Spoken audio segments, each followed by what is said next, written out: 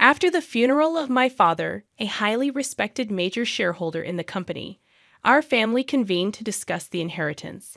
In the meeting, my brother-in-law, Jason, unexpectedly asserted his opinion. He argued fervently that my wife, Emily, the eldest daughter, should inherit the stocks and a total of $5 million. Witnessing my brother-in-law and sister eagerly anticipating a substantial windfall, the lawyer calmly interjected with a hint of surprise. As the lawyer explained, Emily legally had no claim to the inheritance. My name is John, a 42-year-old salaried worker living with my beloved wife and 2 children. Despite my father's impressive reputation, my elder sister, Emily, has long been a source of concern for our parents due to her recurring problematic behaviors. She struggled to establish a stable career and led a self-centered life, causing me to distance myself. Over time, my discomfort grew, particularly when Emily, at the age of 50, abruptly brought home a much younger man named Alex and announced her intention to marry him. Despite Alex's attractive appearance, he exuded an irresponsible air that did not sit well with me.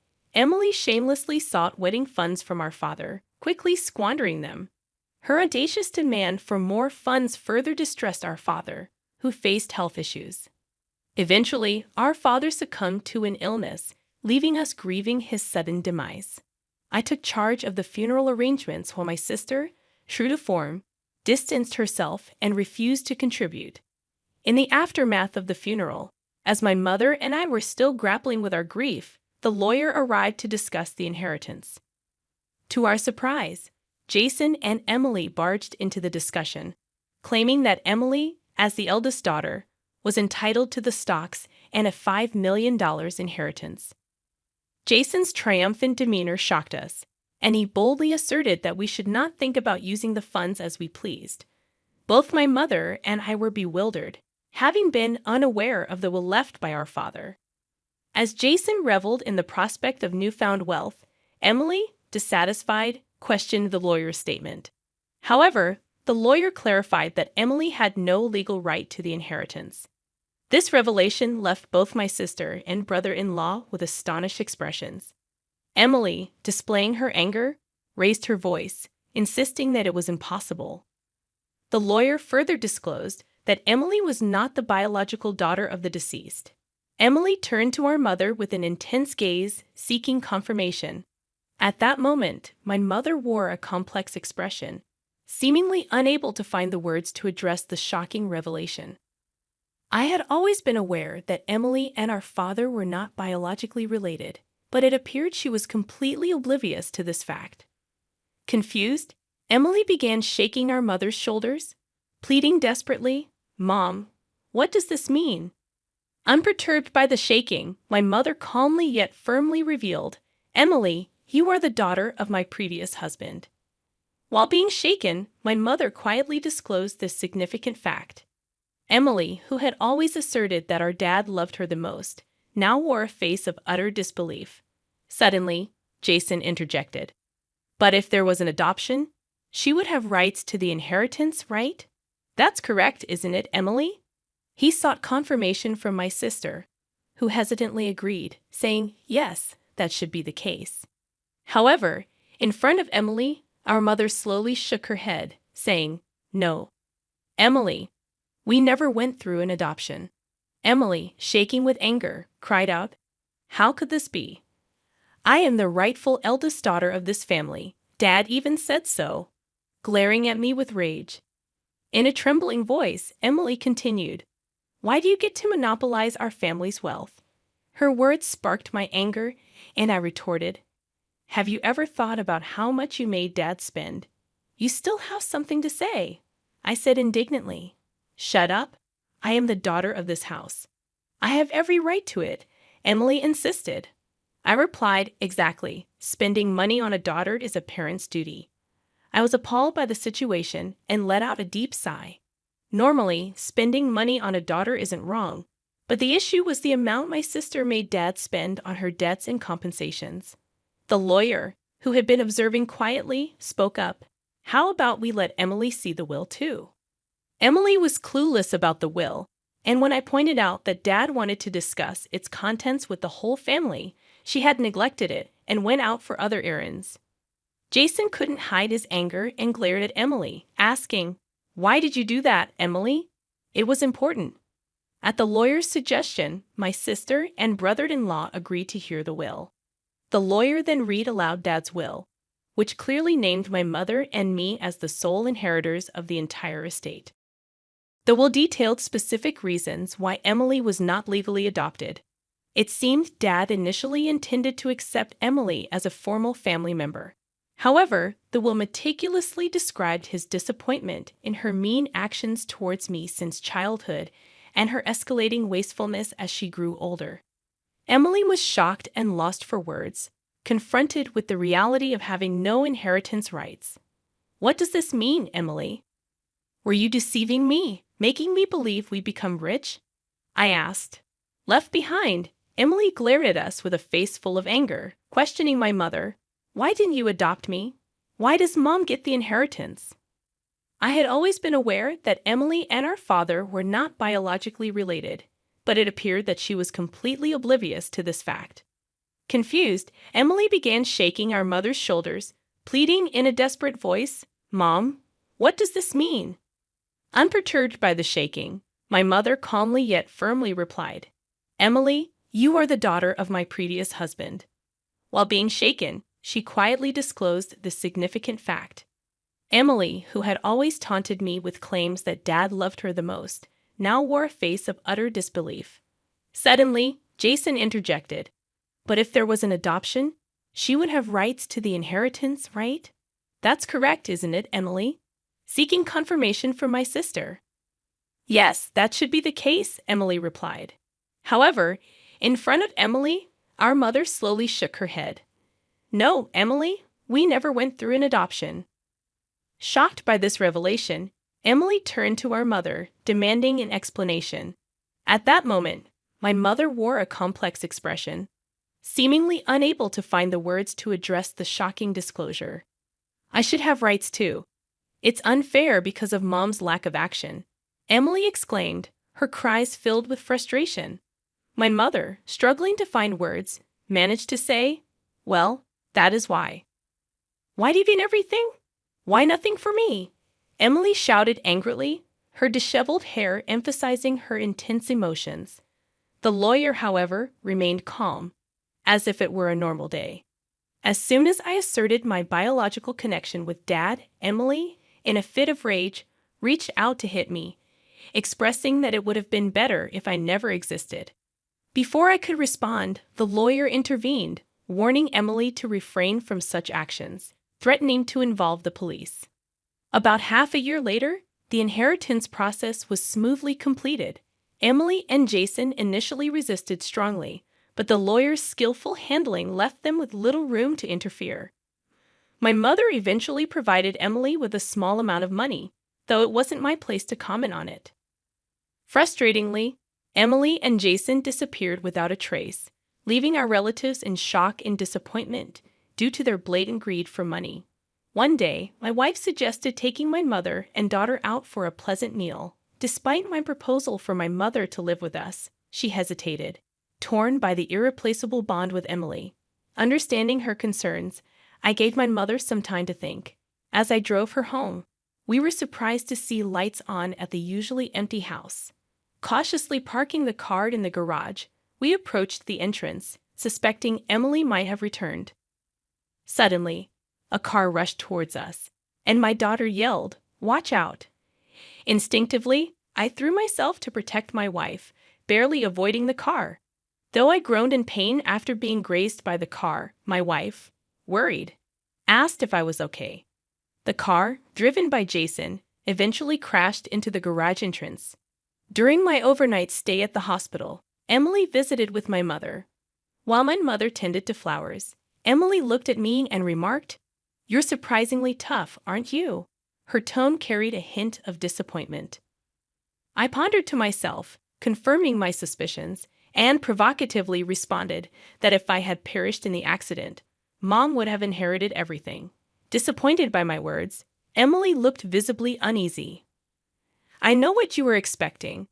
I continued as Emily averted her eyes, looking down.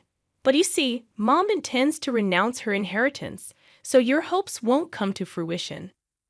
As I uttered this, Emily stared back at me in astonishment. It seemed unfathomable to her that someone would willingly relinquish what they could receive. I have a wife and kids, so Mom says the inheritance should go to them. That's what a parent should do, I explained, anticipating Emily's objections. But Emily started to object, her words trailing off. I've made a will early, following Dad's example. Unfortunately, the inheritance that I should have will no longer go to Mom, I added. At these words, Emily shivered, unable to hide her agitation. Unable to conceal her anger, Emily raised her voice, demanding a share of the $5 million inheritance.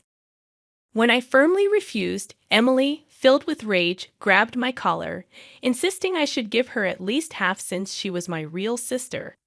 Despite her loud pleas, I looked at her with sympathy. Such greed is what disappointed Dad. Don't you understand that? I spoke calmly. Emily's face rapidly turned red, and she reached for my throat. At that moment, my mother returned to the room and yelled at Emily, asking what she was doing. Hearing her shout, the nurses, summoned by the nurse call, escorted Emily out of the room. Though my mother seemed to try to protect Emily, she left, showering her with cold words. Where did I go wrong in raising her? My mother murmured in a pained voice. Soon after, we discovered that my mother had fallen ill. Pained by her weakening state, we started helping with transportation and housework. This, apparently, infuriated Emily, who probably heard it from our mother or encountered my wife when she came to ask for money. One day, out of the blue, Emily contacted me on my cell phone, stating that they would take care of Mom from now on, and I didn't need to come anymore. Confused, I asked her to explain the sudden decision, expressing deep concerns about leaving Mom's care to Emily, who could hardly manage household chores, let alone care for a sick person. I hurriedly called Mom to understand the situation, and surprisingly, I learned that Jason had caregiving experience, and Mom claimed her life wasn't much disrupted at the moment. I felt a sense of relief upon learning that, but soon after, Mom was rushed to the hospital in an ambulance due to a medication dosage mistake. The family hurried to the hospital, where we found Mom severely weakened. I asked my wife to stay with her and rushed to our family home. Upon arriving, I discovered the house in disarray. Mom couldn't prepare her favorite meals, the fridge was empty, and Emily had fired the helper without consulting anyone. Any expectations I had of Emily quickly turned to disappointment. Checking the safe, I found a significant amount of money had been withdrawn from Mom's bank account.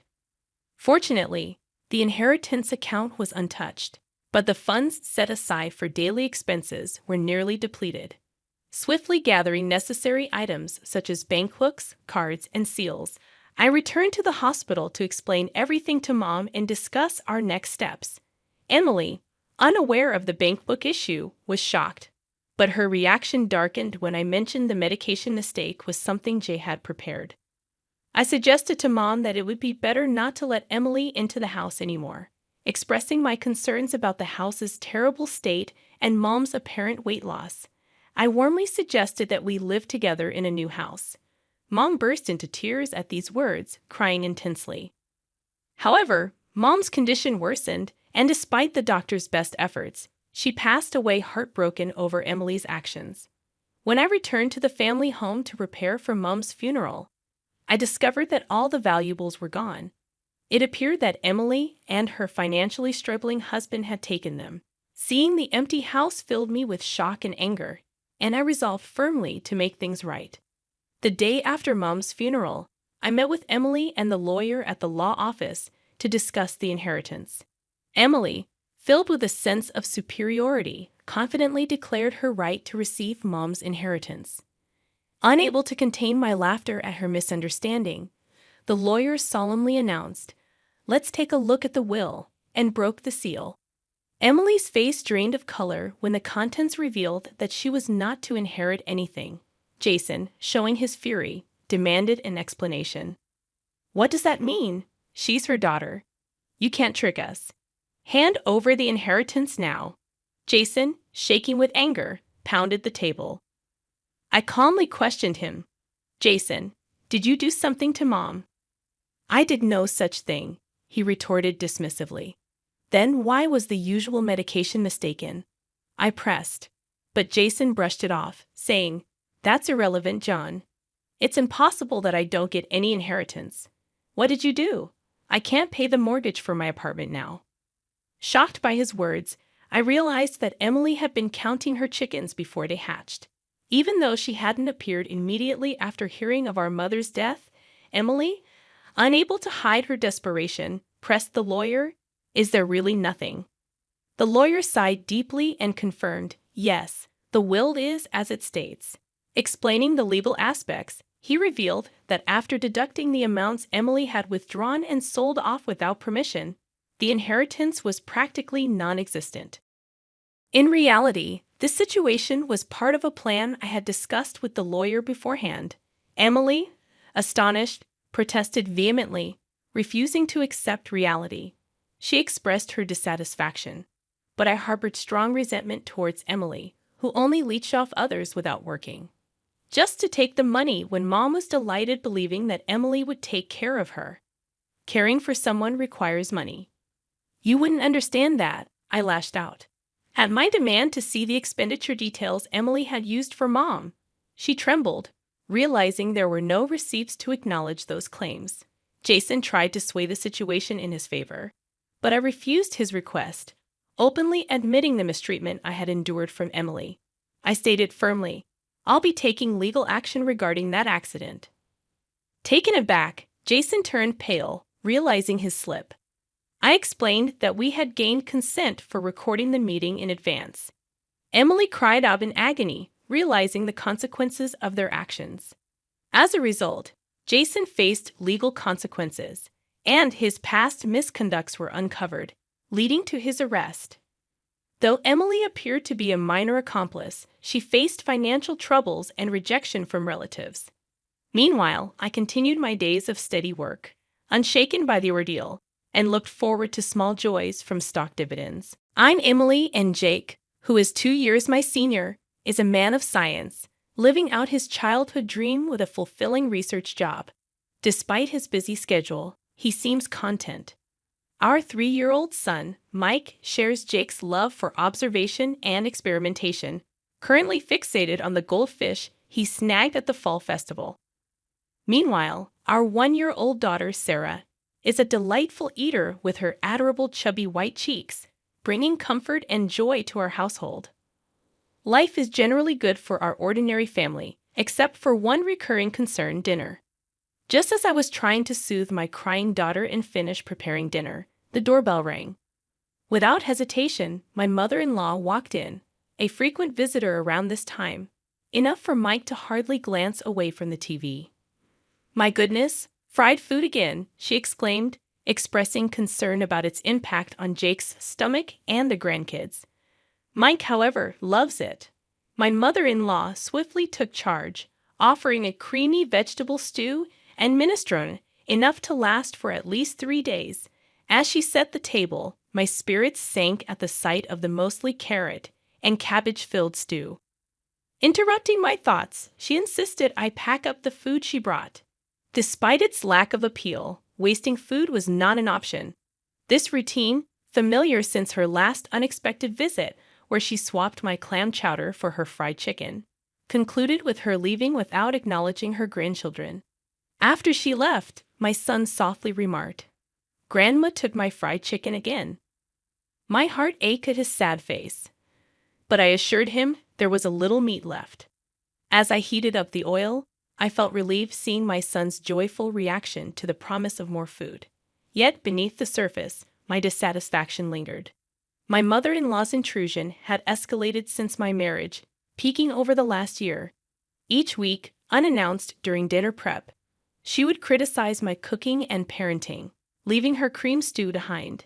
In the past 6 months, she started taking our food home, undermining our meals. As I juggled baby food and distracted the kids, the tough task of cooking continued. My family's happiness kept me going, but my fried chicken, braised pork, mapo tofu, and hamburgers, all of it, ended up in her hands. I inherited a love for cooking from my restaurant-running family, particularly my dad who taught me the art. Confident in my culinary skills, I firmly believe that my cooking surpasses my mother-in-law's overly sweet cream stew. However, since Mike, our son, entered the picture, I've found it challenging to assert myself against his grandmother. When Jake, my husband, returns home after the kids have gone to sleep, he grimaces at dinner. With only Mike's share of fried chicken remaining, I serve Jake a generous portion of the cream stew, resigned to the fact that it's what my mother-in-law brings over. Frustrated by having my skills undermined, I express my discontent to Jake, urging him to tell his mother if he doesn't like it. Jake, as non-committal as ever, pokes at the stew, avoiding confrontation with his mother. Despite her intrusion during Sarah's nap time and taking away Mike's favorite foods, Jake rationalizes it by mentioning her loneliness since his father's passing 2 years ago. I sigh deeply, realizing Jake tends to avoid confrontation when his mother is involved. The only relief is that she hasn't suggested moving in yet.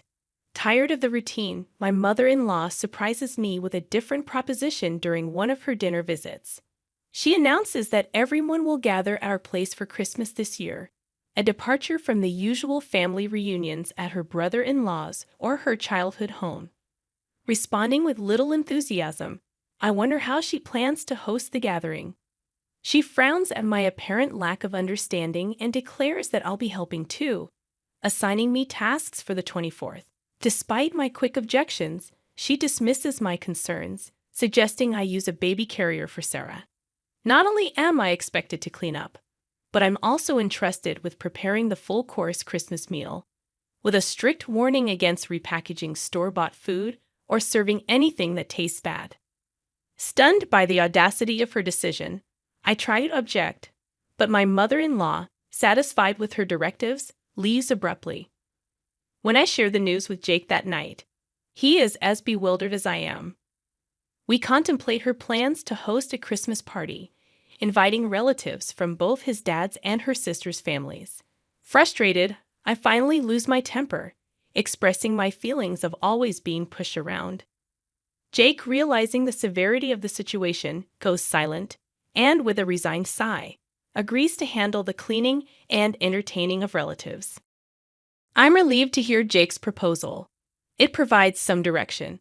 However, he adds a request. Can you still cook the full-course Christmas meal? Jake gazes at the meatloaf his mother-in-law left for us, making it hard to refuse. After some hesitation, I reluctantly agree. Just for this year, let's keep Mom's reputation intact. Plus, everyone in the family loves your cooking, he pleads.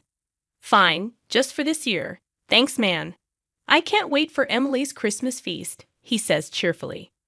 I brace myself, knowing it's just for this time, and agree to prepare a full-course Christmas meal.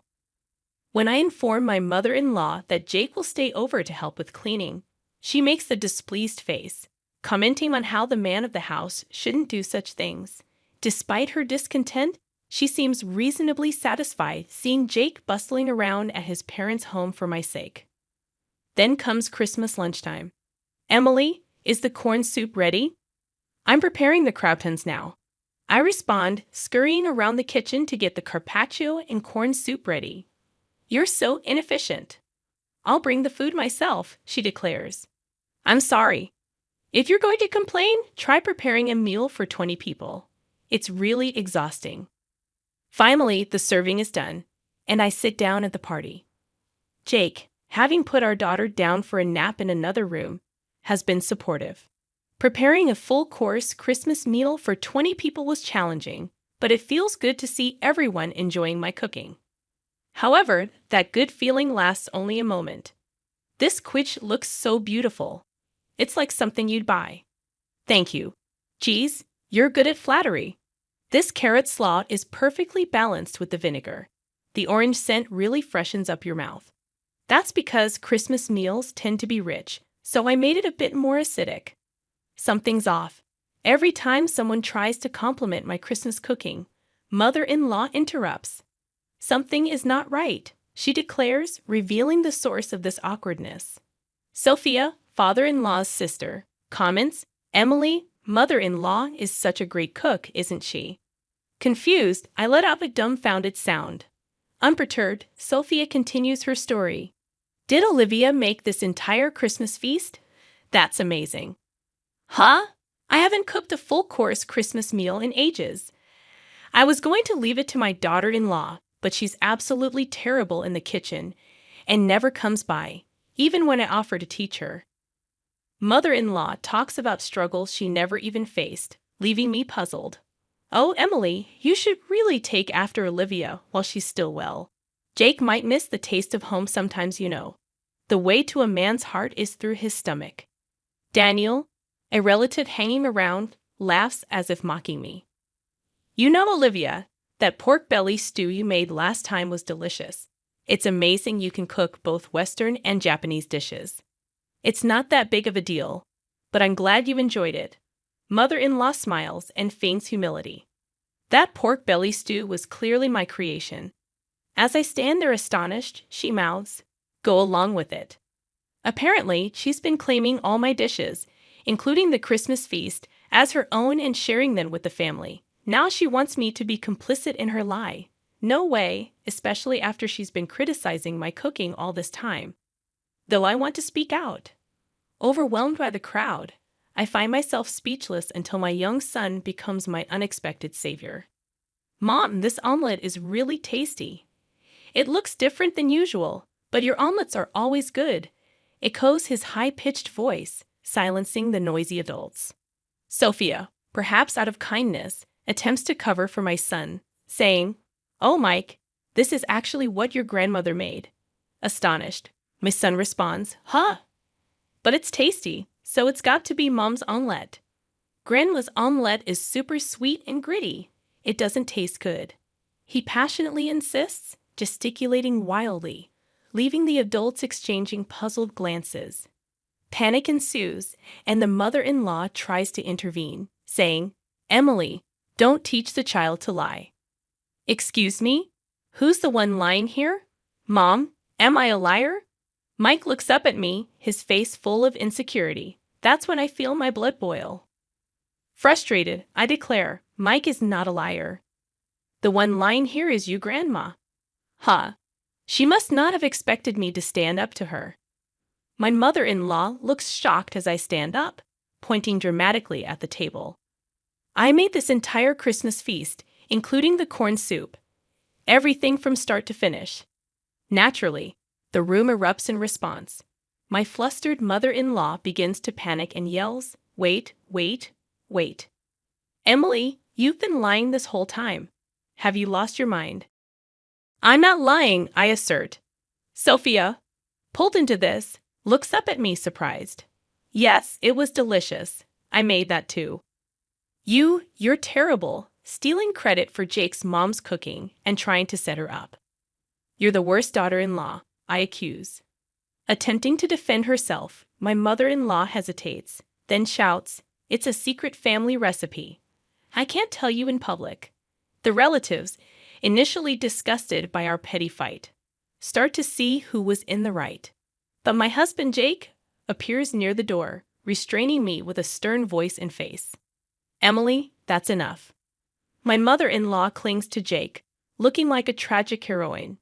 Jake, addressing his mother, says, Mom, you're the awful one here.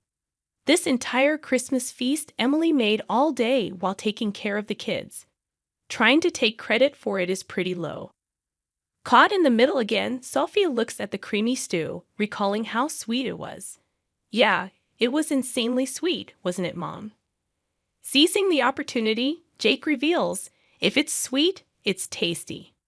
She's always been cautious about salt and oil, but uses sugar with no limits. So all her dishes taste like a block of sugar. The truth unfolds, exposing mother-in-law's lies. Disillusioned, the family realizes that all the recent dishes were likely made by me, not her. Mother-in-law, exposed for all her lies, panics and tries to appeal to Jake's emotions. Why are you siding with your daughter-in-law? I'm your mom, she pleads. The revelation leaves everyone in the family disillusioned with the mother-in-law. I never wanted to say this, Mom. I thought your actions were driven by loneliness since Dad isn't here, so I've been having Emily put up with you.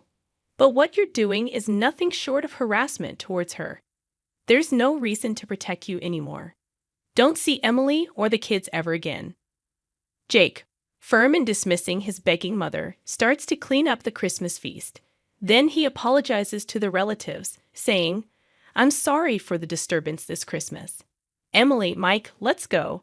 As Jake takes Mike's hand and stands up, Mike glances at his grandmother and asks, Grandma, where's your I'm sorry?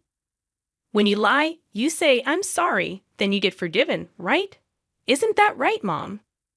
I get it. You have to be forgiving when it comes to raising kids, but a simple sorry isn't going to cut it. Luckily, I didn't have to worry for even a second. Mother-in-law clenched her lips so tightly they looked like they'd bleed, clearly having no intention of apologizing. Seeing her, Jake sighed as if he had enough. Grandma can't even say I'm sorry, and she's supposed to be an adult. How sad. Let's go home and have Mom's delicious Christmas feast. Okay. We left behind a growling mother-in-law and confused relatives, carrying our sleeping daughter and the Christmas feast. As we left Mike's house, we went straight to my parents' place and served the Christmas feast. Everyone was delighted and ate with joy. This is what I had been striving for, so my heart was full. Jake, of course, apologized profusely and promised never to let us meet his mother-in-law again. Apparently, the atmosphere at my house remained awkward. His relatives dispersed, leaving only a soulless mother-in-law and some bland food. The next day, mother-in-law's sister and her husband, as well as Jake's sister, visited as promised. Seeing the bland food, they chuckled and said figures. Apparently, mother-in-law's lack of cooking skills was a well-known fact among her relatives. So, you brag about hosting a Christmas feast. I wondered what magic trick you'd pull, probably just jealous of Emily, who's good at cooking and praised by Jake and Mike. Sorry for the inconvenience, they said after hearing the details from Jake. My sister-in-law thanked me for my efforts, and Sophia called to apologize.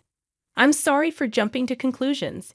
It turns out Sophia also enjoys cooking, and we bonded over a recipe for braised pork belly. The misunderstanding with Jake was cleared up, and I found new friends who share my cooking hobby. I felt refreshed, enjoying a carefree Christmas. Of course, mother-in-law wasn't going to back down that easily, but I was well prepared. As I was making cornbread, my phone rang. It was mother-in-law. Excuse me, where are you? It's dinner time. Do your duty as a wife. Are you making the same mistake and coming over again? She's furious on the other end of the line. How dare you? I came here because you didn't apologize. Come home and clear the misunderstanding with our relatives. Then I'll forgive you for embarrassing me. No thanks. What? You'll be the one left out by the family. That won't be a problem. What to begin with, the one who put on airs and got shunned by the relatives was mother-in-law. I've even made plans to cook with Sophia next time. What? Mother-in-law probably never imagined that I become close to father-in-law's side of the family. So, what now? Still got any moves left? I add another blow to the stunned mother-in-law. Also, I'm not returning to that house. What? Yes, the kids and I have been staying at my parents' house since Christmas. We're planning to find a new place to live now that the holidays are over. Initially, living near Mike's family was mother-in-law's strong insistence, but Jake's workplace is actually closer to my parents' house. Didn't Jake tell you to stay away from daughter-in-law? But since mother-in-law can't listen better than a child, we've decided to physically distance ourselves. Right now, Jake is the only one living there, and he'll leave once he's ready. What? Where? Where are you? Who knows? You think you can get away with not cherishing Jake's mom?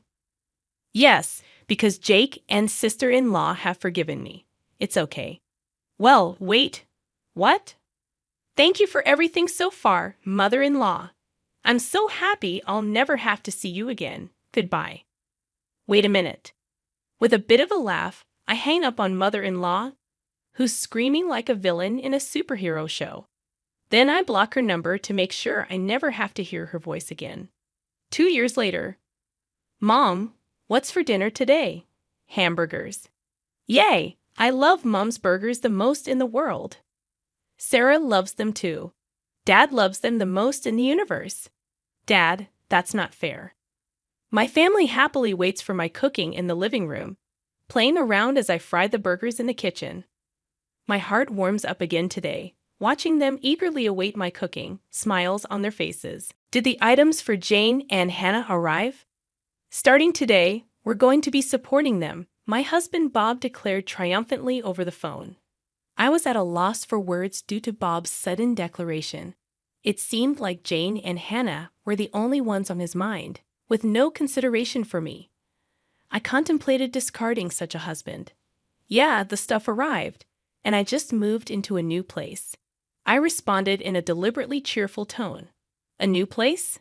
Bob muttered, then seemed stunned. My name is Caroline Smith, and I recently turned 50.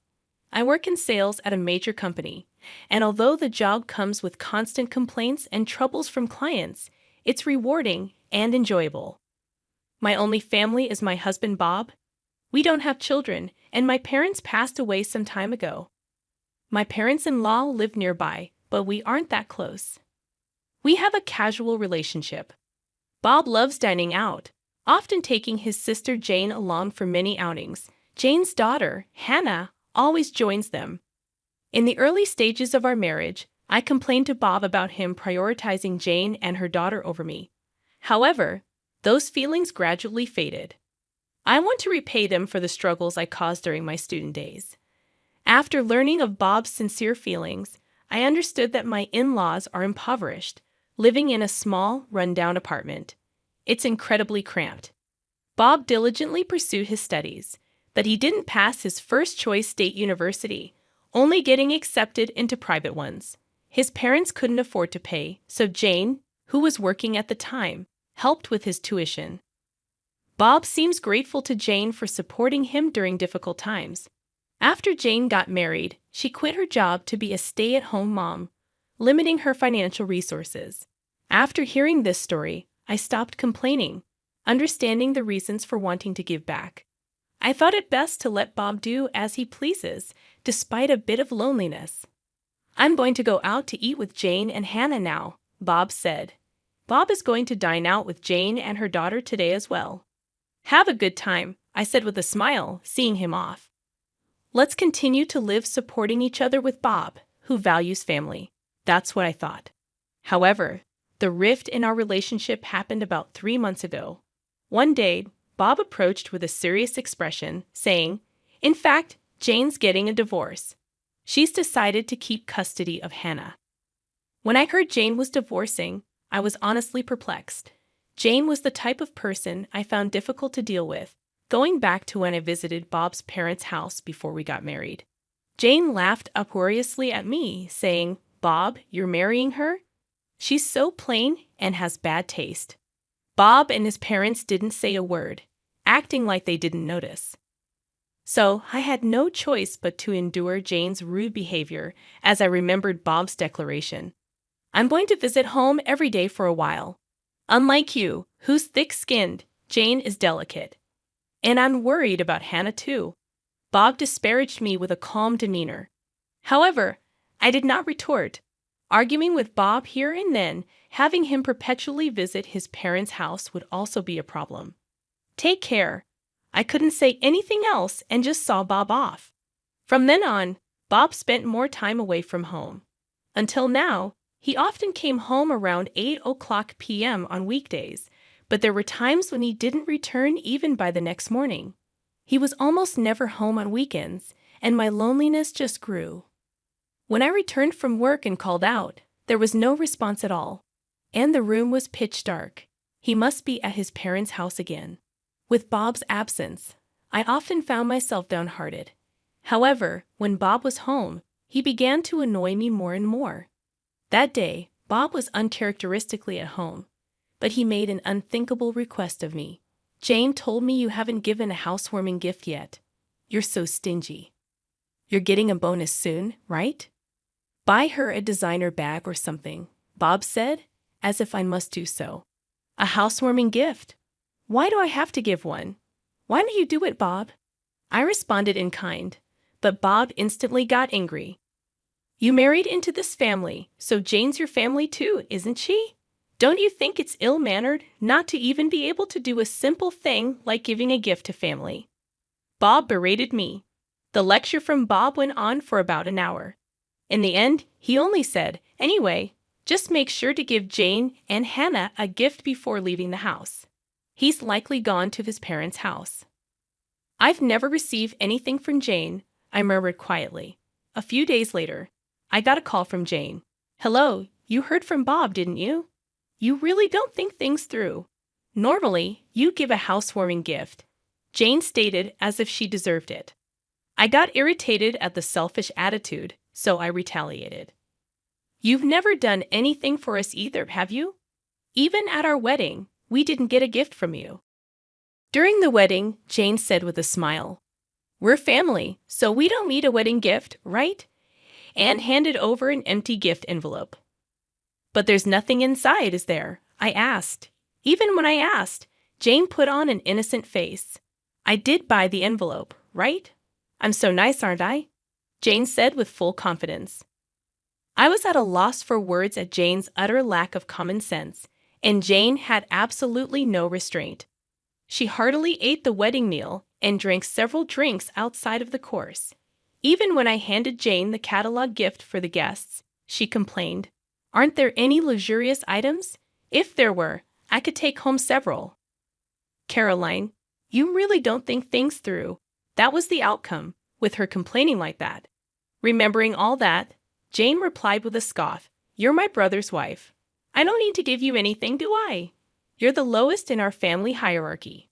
Rather, it's only natural for you to honor me. If you understand, go buy a new designer bag quickly. I was astounded at the way Jane spoke, unable to say anything. Hannah strikes up a conversation. Caroline, make sure you buy my bag too. It has to be the one exclusive to the Fifth Avenue store, or I won't forgive you. Bye, Hannah. Laughing loudly with a ha-ha-ha. Hung up just like that. Unbelievable. Why am I the only one who has to endure this? I heaved a big sigh. After that, Bob just stopped coming home. Whenever he did come back, he would take money from my wallet without any regard for my desperate attempts to stop him. You're always at home, so you're not going to use the money, right? I'll use it for something worthwhile. Be grateful. Waving a few bills, Bob left the house. I couldn't take this anymore. I was becoming worn out from Bob's selfish actions. Then one day, the doorbell rang, and I opened the front door. Hello, I said, and someone who appeared to be a mover said, Is this the residence of Mr. Bob Smith? We'll start moving the stuff right away, and began bringing a multitude of boxes into the house. I hurriedly tried to stop him, saying, Wait a minute, we didn't order this.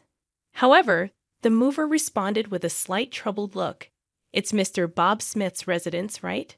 We received a request directly from him. Perplexed by the mover's reply, I immediately called Bob. Fortunately, Bob answered right away. In the background of the call, I could hear the crude laughter of what seemed to be Jane and Hannah.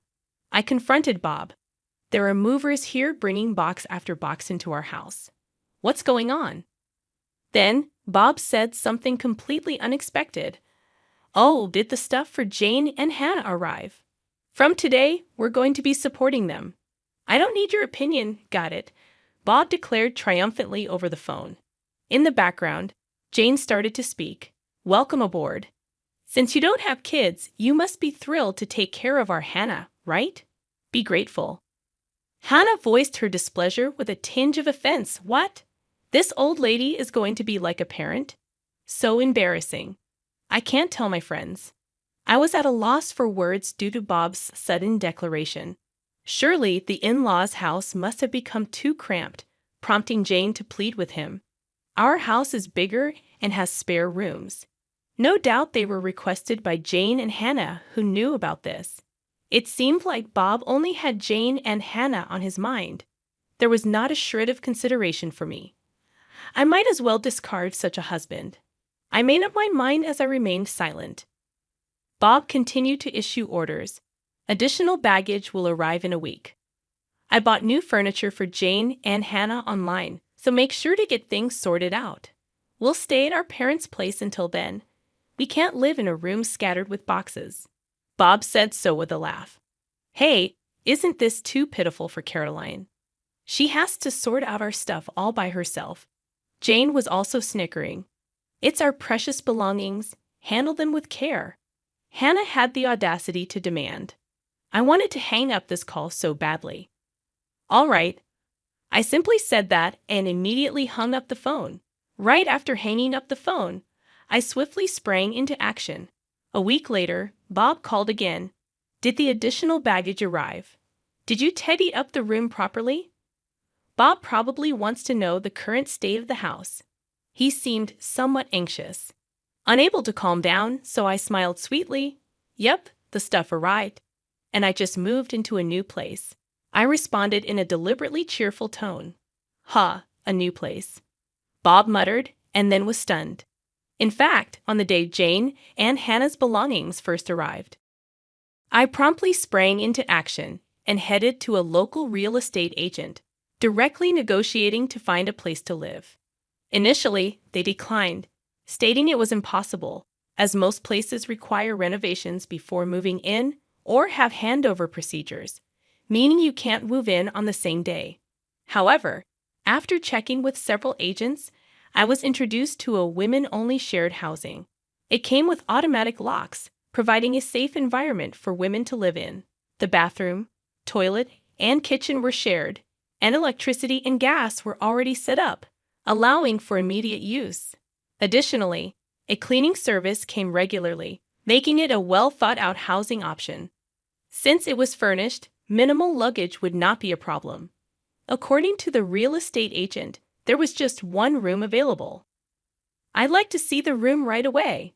I immediately requested from the agent. They took me to view it straight away. And just by taking one look inside the room, I decided I'll take it. When I shared this story, Bob was visibly shaken, even over the phone. Moving out on your own is utterly unreasonable, isn't it? We're a married couple. Apologize to me right now and come home, Bob scolded me. Jane, perhaps shaken, hysterically asked, What's happening with our room? Hannah too yelled angrily, Don't mess with us, old hag. Wayne didn't rebut. Bob said, as if he thought of something clever, Do you think it's okay to do such a selfish thing? If we get divorced, you'll be the one in trouble, you know. That's right. With your age and looks, you won't find another suitor in the future, right? You're just a plain old lady. Your future is looking pretty bleak. How pitiful. Serves you right, Jane said, sounding rather pleased. In the background over the phone, Hannah was laughing and saying, The old lady's done for. At that moment, Bob said, sounding smug, If you apologize to us sincerely from now on, I'll forgive you. Unlike you, we're kind after all, he snorted through his nose, laughing. In the background of the call, Jane and Hannah were shouting in agreement, so I decided to set the record straight. Actually, Bob should be the one apologizing, don't you think? I know about the affair you're having. Bob was visibly shaken. The truth is, Bob had been cheating for over 3 months. The other woman was a colleague from his workplace. How did you find out? I thought I'd been utterly discreet. Bob asked, his voice trembling with fear. He must have been so sure he wouldn't get caught, so it wasn't surprising he reacted that way. Being the kind-hearted person that I am, I decided to tell him. I hired a private investigator just in case, because you've hardly been home, right? I thought maybe you were cheating. Good thing I trusted my instincts, and since Bob stayed silent, I just kept on going. I was shocked when the PI got back to me. They finished the investigation in 3 days. You were seeing her every day, huh? Those meals out with Jane and Hannah were only on your days off, it seems, I said, laughing.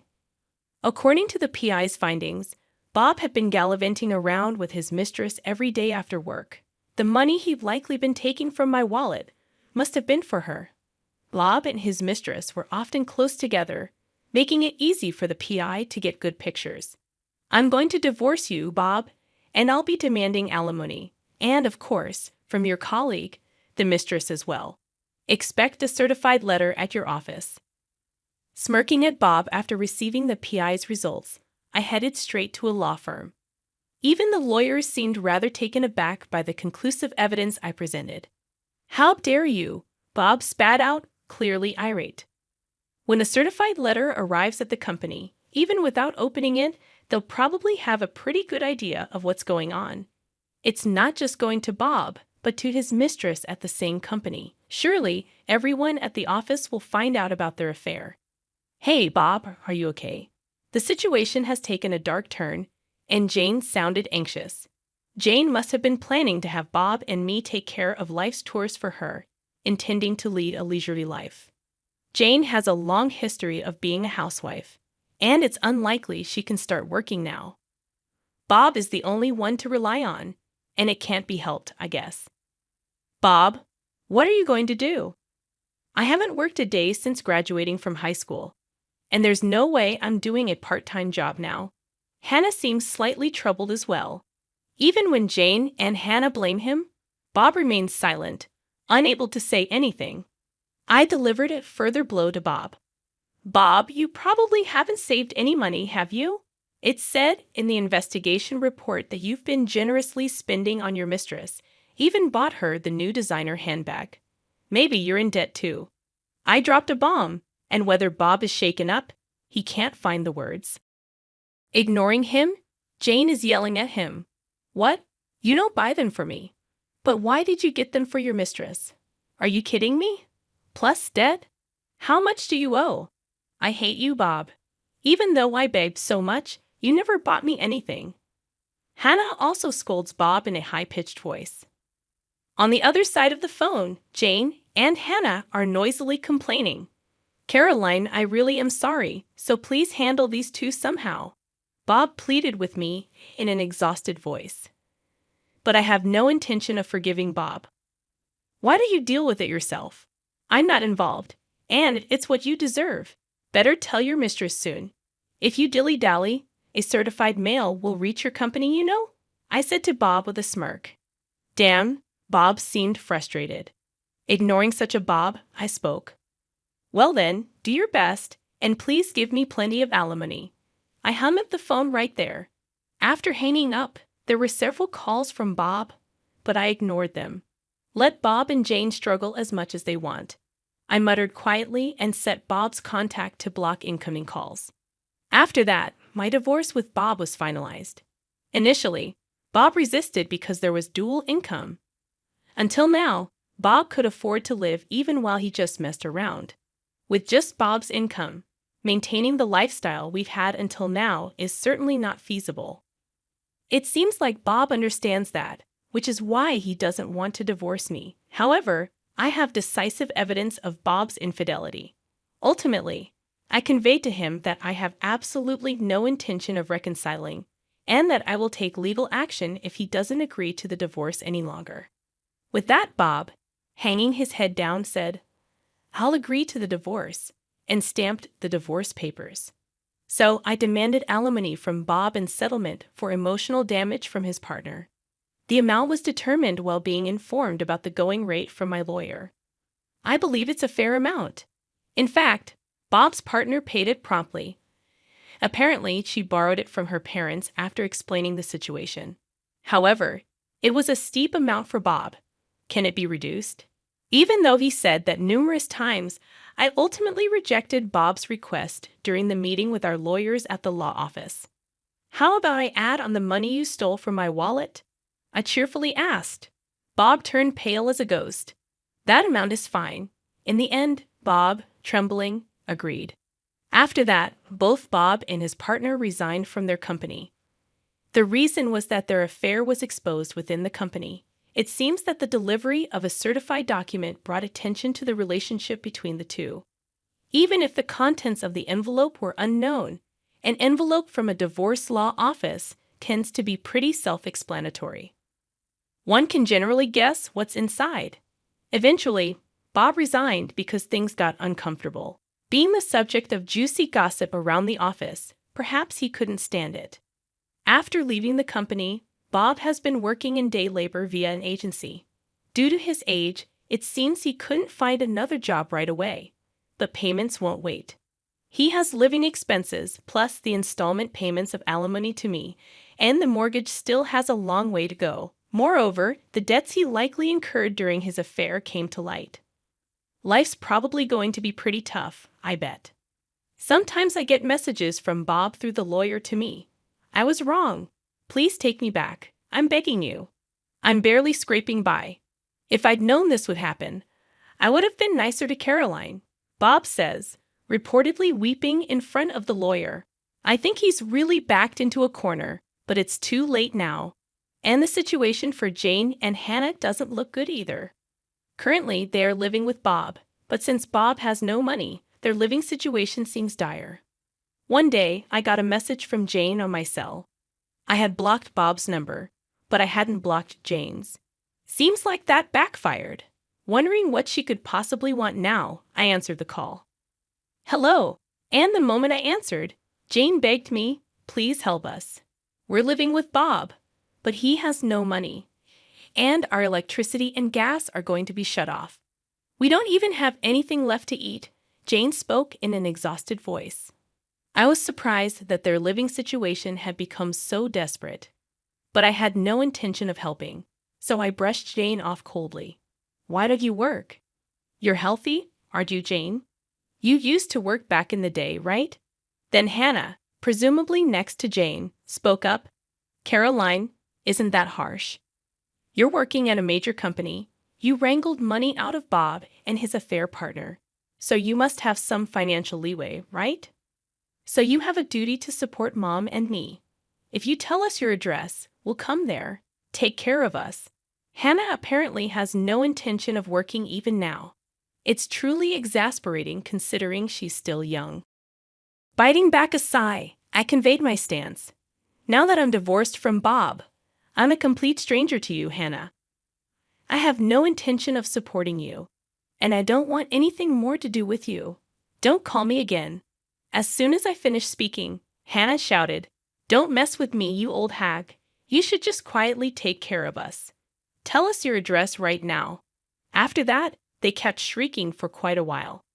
Their characters will likely never change for the rest of their lives. I have nothing to do with this anymore. Goodbye.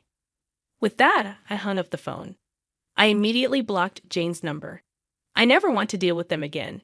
In their current state, they will likely face more hardship. But it's their own laziness that brought this upon them.